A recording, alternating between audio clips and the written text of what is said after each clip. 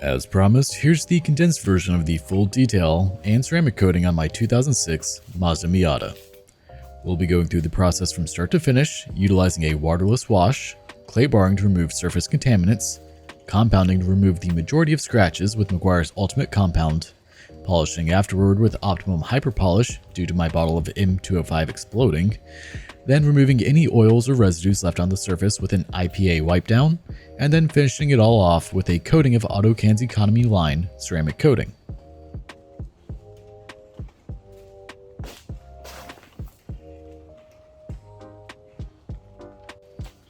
When it comes to the waterless wash, we're using a mixture of Optimum No Rinse Wash and Wax, only because I'm out of Wash and Shine, and then wiping each panel down.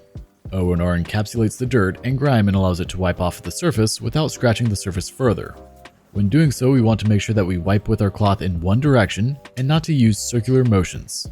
It's also recommended to flip your cloth frequently to a clean side so you're not dragging the dirt that's embedded in the cloth over other parts of the paint. Once the whole car has been wiped down, it's time to move on to clay barring the surface. Clay bars trap the surface level contaminants inside of the clay bar and leaves the surface extremely smooth. The caveat to this though is that clay bars can leave marring on the surface, which requires polishing afterward to restore the luster and shine back to the paint. Also, if your clay bar gets dirty or if you drop it, that clay bar is now garbage. A clay bar can heavily scratch the paint and cause severe damage if it has heavy debris in it, such as rocks, so it is recommended to use a new clay bar per car to avoid risk of scratches. You'll also want to frequently knead the clay bar to utilize the cleaner sections of the bar. When clay barring the surface, you'll want to use ample amounts of lubrication to allow the clay bar to easily glide across the surface. If your clay bar sticks for any reason to the surface, that means you need more lubricant. In my case, I'm using the same mix for my waterless wash as my clay bar lubricant, and it works beautifully. Once you've worked your way around the whole vehicle, you'll want to use a fresh microfiber cloth to remove any lubricant that is left on the vehicle as we prepare for the compounding step.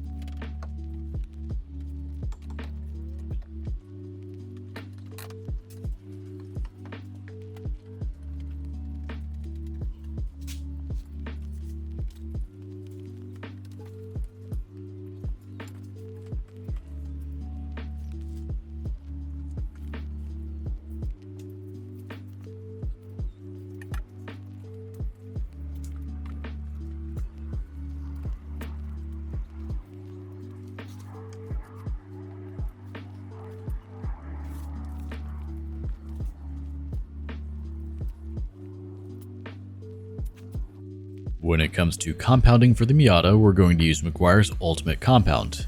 This is a diminishing abrasive compound that works well on most scratches that you'll come across from daily driving. We're utilizing Meguiar's microfiber cutting discs on our Ryobi 18-volt dual-action polisher for this step. This will remove approximately 85% of the scratches and defects in our paint. I'm not aiming for 100% perfection with this detail, as there are other defects in this paint that would require wet sanding, and I'm not willing to invest that kind of time into this car for now. When using a cutting compound, you're typically aiming for the highest speed possible on your dual action polisher. There are some exceptions, and it's always recommended to read the instructions for your product that you're using to match the best speed for it. I'll be doing passes with medium pressure, focusing on letting the pad and the machine do the work for me. If your pad isn't spinning, you're not actually doing anything with the compound. In that scenario, lighten up on the pressure and focus on slower passes. In between each pass, you'll want to either use a nylon brush to brush out the excess compound from your pad, or blow it out with an air compressor, the latter being the better method if you have it available. You typically want to apply 3 to 4 dime-sized drops of compound per pass, though you'll see me use more than that depending on how large of a section I'm working. Normally you'll want to stick to a 2x2 area for compounding, but for the general 85% results I'm aiming for, I'm working larger areas, and hence I'm putting a bit more polish on to cover those larger areas. Make sure to be aware of the working time of the product you're using. A product such as Ultimate Compound typically has a longer working time, so you're safe to do larger areas without wiping off the compound. Something like Meguiar's M105 has a notably shorter working time and will become very difficult to remove if you work larger areas like you see me doing here. I've learned that from personal experience.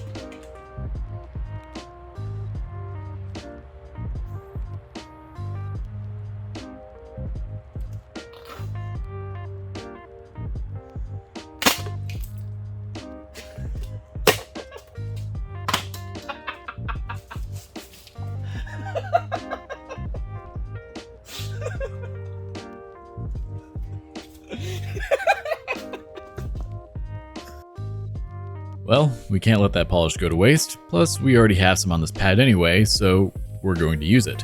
Just spread it first so it doesn't sling everywhere and go to town with the slow passes, letting the pad do the work for you.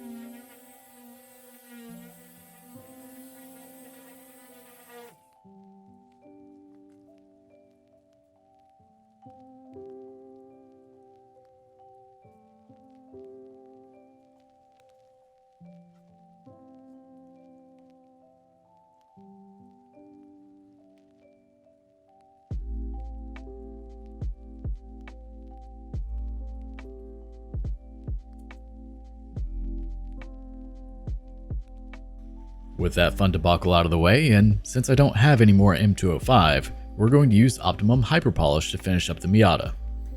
Optimum's Hyper Compound and Polish are more designed for rotary applications, but still work well enough with a dual action polisher. Both Optimum products are notorious for settling to the bottom of the spray bottle and being quite ineffective if not shaken up well enough. A nice tip that I received from a coworker who actually used to work for Optimum was to put a couple of stainless steel nuts down into the bottom of the bottle so it works as an adjutant when shaking up the bottle to get it to mix up a bit more effectively. With it being in a spray bottle, it actually does quite well to be sprayed directly onto the surface you're working on, as the spray tends to be larger than your pad and then proceeds to get everywhere. Just be careful doing this as it can splatter pretty easily and cause a bit of a mess. Besides that, we're utilizing a Meguiar's microfiber polishing disc with our polishing compound, and due to the wonderful working time of HyperPolish, we could actually polish the whole car before wiping off the product, though I tend to still keep it in larger sections instead of the whole car.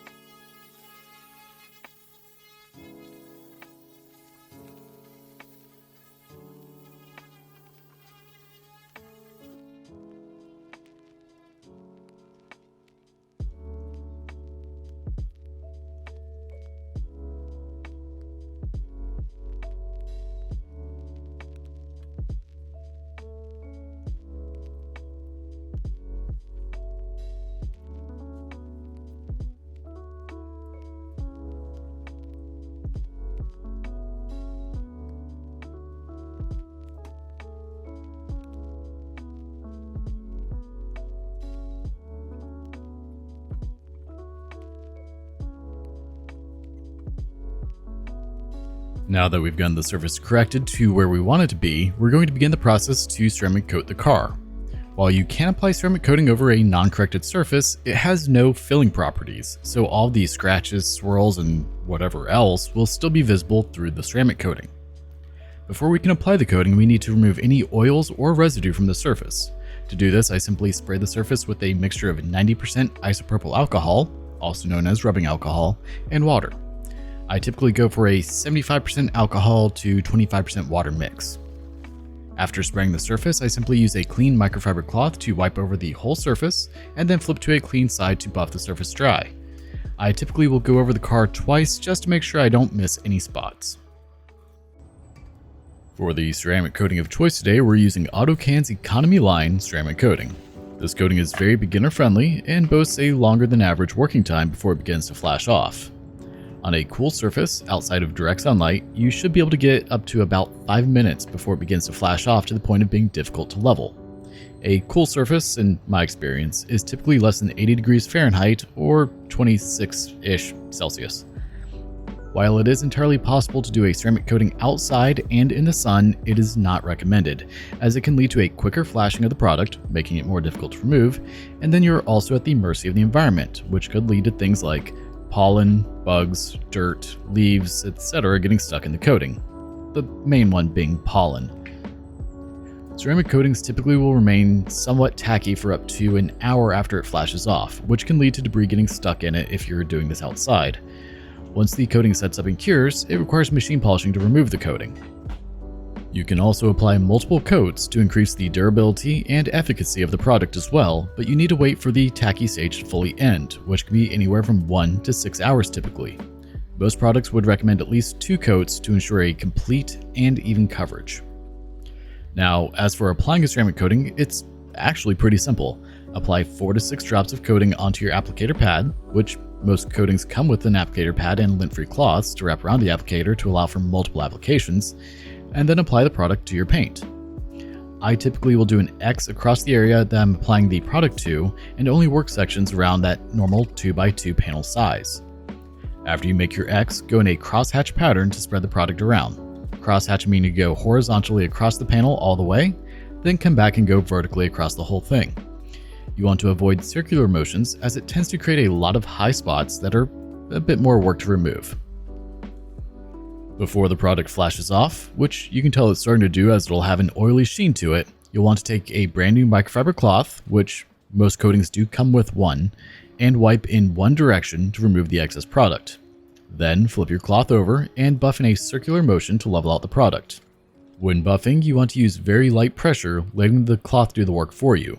Medium or hard pressure can just straight up remove the coating at this stage. Work your way around the whole vehicle, and that's it. You can see the large amount of gloss that AutoCAN ceramic coating offers, and with how easy it is to apply, it's one of my preferred coatings. With 2 layers, you can easily get 2 years out of this coating.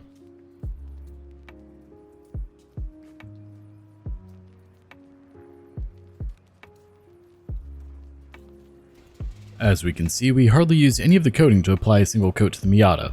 You could easily get 5 to 7 coats out of a single bottle for a car this size. Likely 3 to 4 on a normal 4-door sedan. But that's all we have for this video. I hope you enjoyed my odd way of combining 3 or 4 hours of video down into a sub 15-minute video. If you have any questions, make sure to ask down in the comment section below. As always, if you like the content I'm putting out, make sure to like, comment, share, subscribe, and don't forget to hit the notification bell to stay up to date on all new content that comes out. Thanks so much for watching. Take care.